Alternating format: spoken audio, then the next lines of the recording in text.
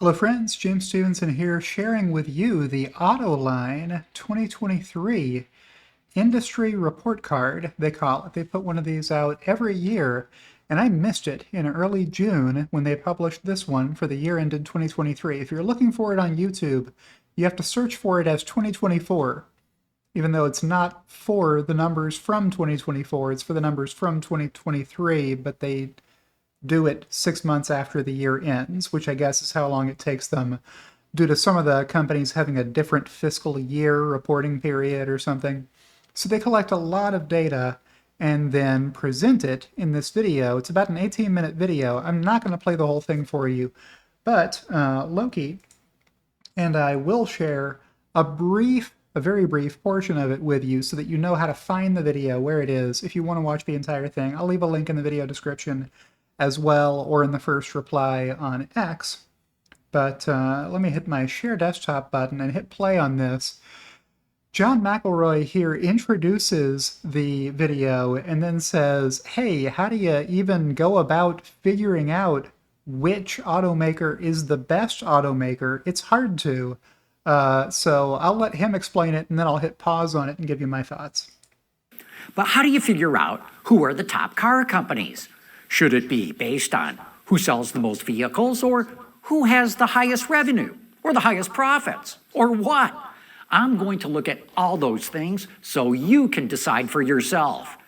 All right, I'm taking him up on that. But Let me unpause that so that I don't get him blinking in the freeze frame.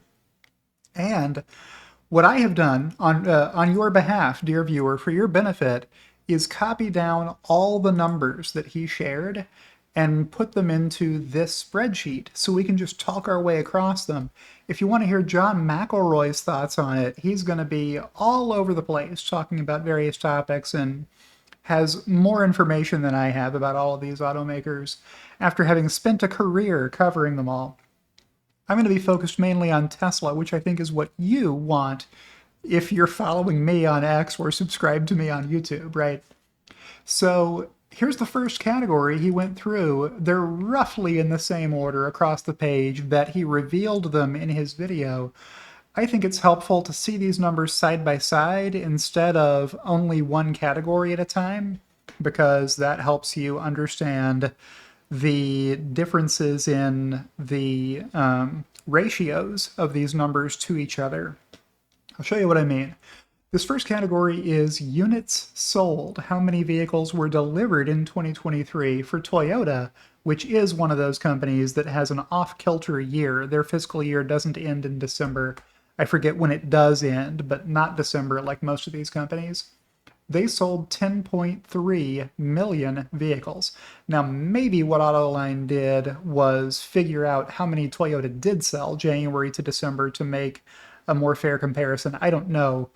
Maybe somebody could ask them and they would say how they did it.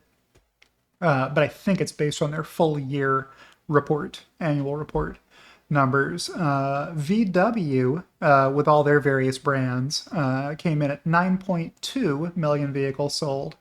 And this list is ordered by the order of the first column here. So all of these are ranked from top to bottom the same as you see them presented over here, which is helpful when we get to other categories where they're not going to be in this order, to point out, wow, this company is selling a lot of vehicles but may not be doing very well in other categories. So for these 12 automakers combined, one of whom didn't make the list because I guess Mercedes-Benz sold fewer than Tesla's 1.8 million vehicles last year, curiously. 58.6 million vehicles in the top 12 combined, but missing the Mercedes-Benz number that John McElroy did not share in the video. It's called a top 12, but on most of these lists, he presents only 10 or 11 of the 12. So here's the revenue category. VW had the most revenue. Toyota didn't because their vehicles have a lower average selling price than VW's do, including Audi. So Toyota includes Lexus, but I guess the ratios of those or their trims or lineups mean VW was selling more expensive vehicles on average than Toyota was. Porsche is in there too, I guess. Then you got Hyundai, a huge step down to Hyundai, Kia, because the Kias are such low average selling price vehicles. They're only at $119 billion when you convert these into US dollars, which you have to do for a lot of the foreign automakers who do not report in US dollars, which John McElroy has done for us for all of these columns. Tesla at the bottom, you may want to know how much did Tesla make selling these 1.8 million vehicles. It was $96 billion, which is pretty good when you compare it to Hyundai only bringing in, 20 billion more dollars than Tesla did, selling 4 times as many cars. It's kind of remarkable.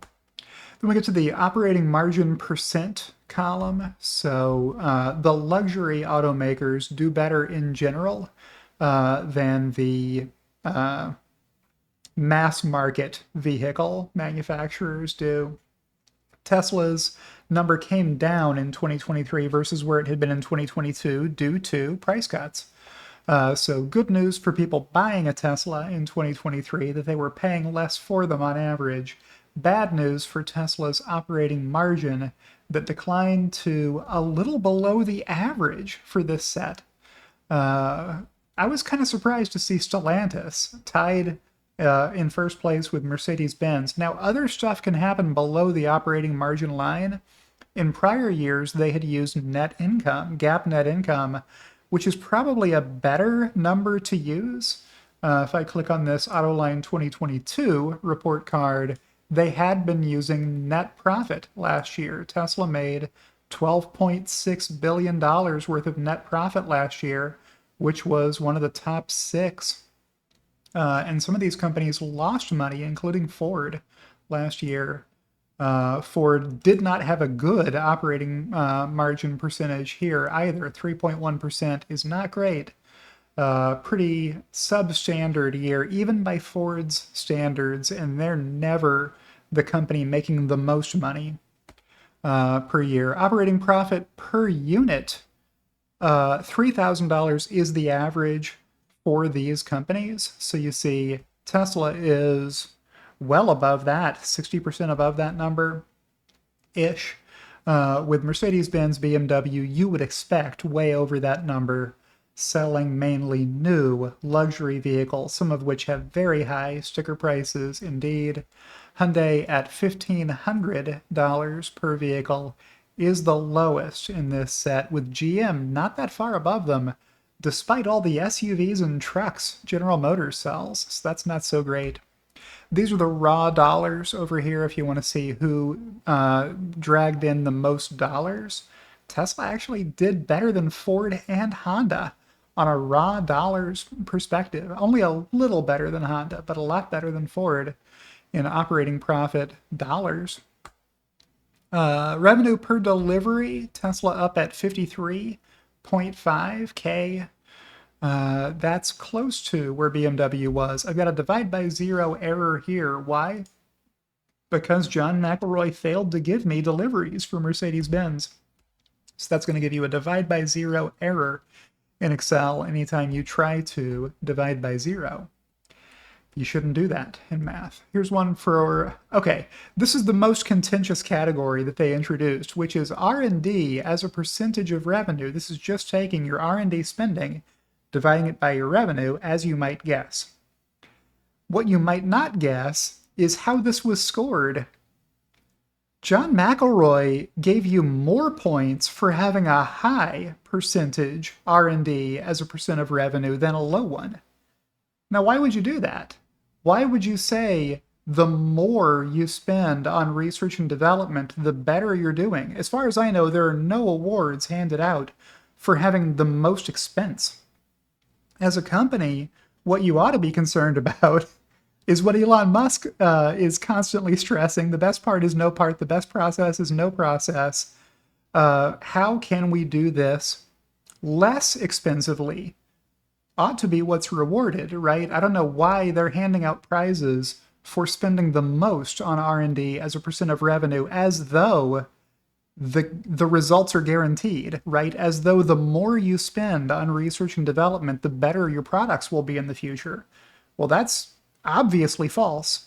Look at what Toyota spent their research and development money on for Toyota Woven City. Toyota Woven City was a R&D project to build apartment complexes.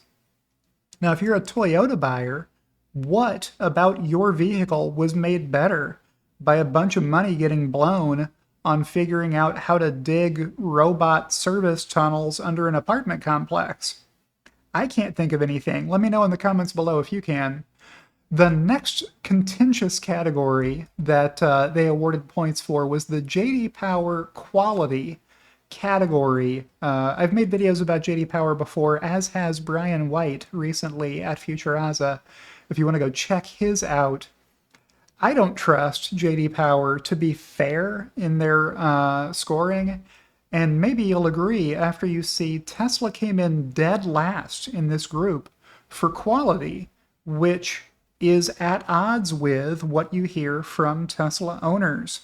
So on another Autoline podcast years ago, Tom Libby from S&P Research was interviewed and said, when a Tesla owner goes back to market and decides to buy another EV, 95% of the time they buy another Tesla.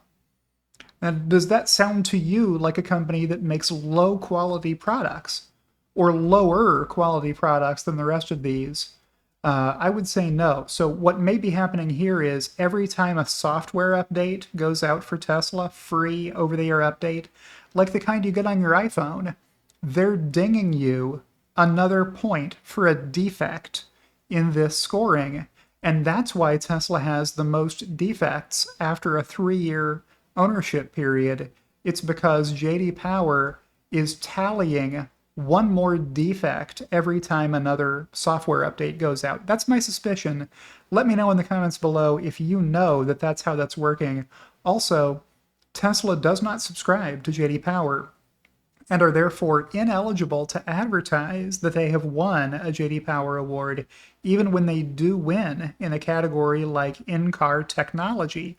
They are excluded, and whoever pays J.D. Power that came in next highest gets to advertise that they won in that category. That's how J.D. Power works, believe it or not. Go watch my other video on that. I'll try and remember to leave a link in the video description below. Okay, so from that point forward, they're just giving out 10 points for the winner in each of these columns that we've already seen. And that's how John McElroy decided to total up his report card. There are other ways of doing it. I'll share with you a couple of those after we see what he revealed at the end of his video. Folks, I'm not stealing his thunder. This video was released over a month ago, so go watch his video. I'm giving him more views, I'm sure, on his video than he would have gotten if I hadn't made this video. Toyota comes out with 47 points if you just add up all of these categories. That's the way this works. So you've got 7 categories that 55 points total were awarded in, meaning 385 total points up for grabs. And BMW was number 1. The way that this was scored. Now, how did they do it?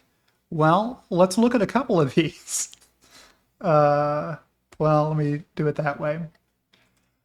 So vehicle sales, 6 points. Revenue percent, 7 points. Operating profit, 6 points. Profit margin change, 8 points. So Tesla's profit margin went down, so Tesla got 5 points, right? No points in this category for operating profit percent change because Tesla was last change in operating profit percent.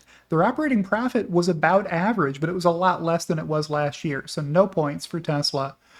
Points for BMW because they were worse in the prior year. This category is about rewarding companies that did worse last year than they did worse in 2022 than they did in 2023. All right, so 9 points for profit per vehicle, 10 points for R&D percent of revenue because they spent the most, and 8 points for JD Power quality because JD Power said they only had 182 defects over the first 3 years, and Tesla had 252. So BMW gets a lot of points, and Tesla gets almost no points. The R&D percent of revenue was 7.5% for BMW and 4.1% for Tesla. I would say Tesla should be getting more points than BMW in this category because Tesla is doing R&D more efficiently than BMW is. BMW is spending money profligately, which they should be penalized for, not rewarded. So that's my opinion, and that's what I think is wrong with these ratings. And I'll show you a couple of ways of amending the ratings versus what John McElroy said. The first is, let's flip this R&D percent category and do it exactly backwards. So for each of these, we're going to take 10 minus whatever number they earned over here. So in the case of BMW, they had 10 points. So we're going to start with 10. We're going to subtract the 10 points they got in this category and award them 0, because in my mind, they earned last place by spending the most on R&D as a percent of revenue. That they shouldn't get a trophy for doing that. They should get the booby prize for being last in that category.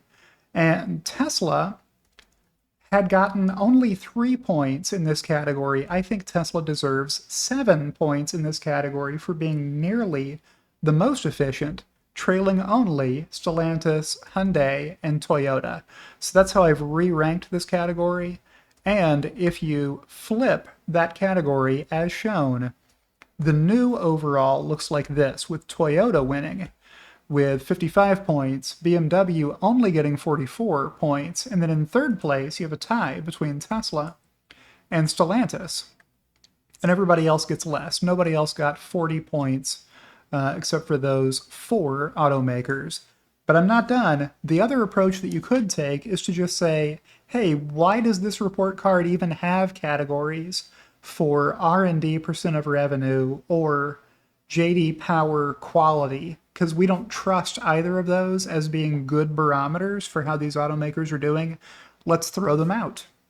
What do you get if you do that? Well, if you exclude the final 2 categories, Toyota gets 36 points. You can see our total has dropped to 275 from 385 because we've thrown out 2 categories that are each worth 55 points. So everybody's number comes down. Toyota comes down to 36, VW to 27, Hyundai to 17, Stellantis at 28, a few in the teens here. GM and Ford not looking good if you go by only the first 5 categories and exclude those last 2. Then, wow, look at the difference between what GM got, that 29 to 14. They lost 15 points from the way John McElroy did it to the way I just explained. 24 for Honda, 23 for BYD, which is on this list, and I haven't done any talking about at all. They're on the list for the first time this year. John McElroy talks about that some in the video if you want to go watch it. BMW at 36, tied with Toyota for first place. Mercedes-Benz at 25, and Tesla alone in third place with 32 points, if that's the way you want to score it. And I think this is a better way of awarding points. You still get the same 2 in the first and second places, but Tesla joins them on the podium with the bronze medal for their 2023 performance. If you look across those first 5 categories, which are a little more quantitative than, I'll say, the qualitative assessments of including R&D percent of revenue and JD Power quality defects over the first 3 years. And that's my video for today. So with that, I will check back in with Loki and see that he has his ears perked up, listening in. He would be adding something now if he thought I had left anything out. And I'll remind you to like the video with a thumbs up on YouTube or a heart on X if you liked this video, to let the algorithm know to recommend the video to other people like you who might like this video. Thank you to everybody who subscribes to me and supports my efforts. I appreciate you all, especially my executive producers, Kathy Kitchler and Rebellionaire.com, and I'll see you in the next one.